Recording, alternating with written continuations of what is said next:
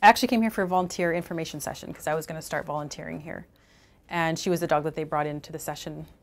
And that was the first time I saw her. And when I came back a couple weeks later, she was still here.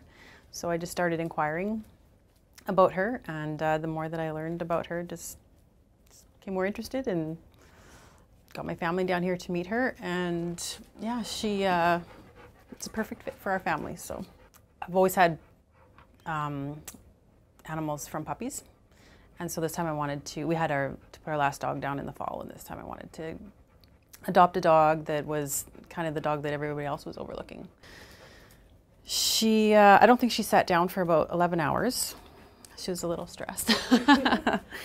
She just kind of like walked around the house with this look like, I don't know what I'm supposed to be doing, you know. And then at bedtime that night, she conked out like a little kid. In 30 seconds, she was just out cold. You gonna be on your good behavior? Can you sit? Down. Good girl. Stay.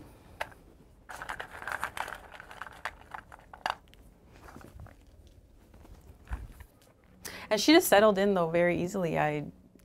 She is an extremely mannered dog in the house, and there was like nothing to teach her. She just fit in perfectly, and it's like she knew all the rules of the house, and she spent so much time here with the behavior staff that she's extremely well trained, so she knew like all of her commands just perfectly. She's very playful. Tug of war, she carries her rope around, and that's her favorite thing to do. Anybody that will play tug of war with her, she's just all over you. And everybody, of course, loved her because she's so good and so friendly. Hey?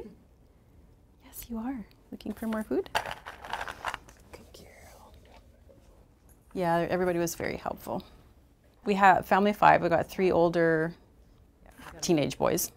So it's kind of like 5 adults in the house, basically. We all have sort of, a little bit different schedules, so she's not home alone that often. She sleeps in the rooms with the kids. She kind of rotates and takes turns with who she hangs out with at night. She has a big fenced-in backyard, so she's in and out lots now. She doesn't have to be tied up at all, so I'm sure that that's a novelty after being locked in a little room for such a long time. So you go out and chase the rabbit, right? We have a rabbit living under our deck. She loves to look for it out the window and get all excited when she sees it. My kids love dogs, so after our last one was put down, the house is just like, it's deathly quiet, and it gives them someone to play with and kind of liven them up too. Because she follows people around. Her rope is her favorite thing, and so she'll because it's fun, of course, when someone else is playing it with her, right? That's the only time it's fun, so she follows the kids around with her rope. As soon as you walk in the door, she goes and gets it and brings it, and it's like, play tug of war with me. But yeah, the first day I brought her home, we gave her the tennis balls, and I think we wrecked 4 in 30 minutes. So I haven't taken them out again. I bought her real hard when we play fetch with outside. Yeah.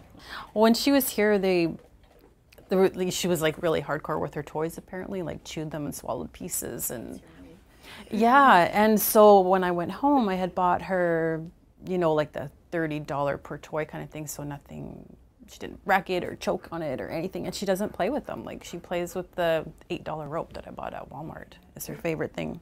She's mellowed so much since we brought her home because she was pretty stressed here and didn't know how to relax, I would say. And since I could see her kind of just relaxing every day after you bring her home, and she's a pretty chill dog now.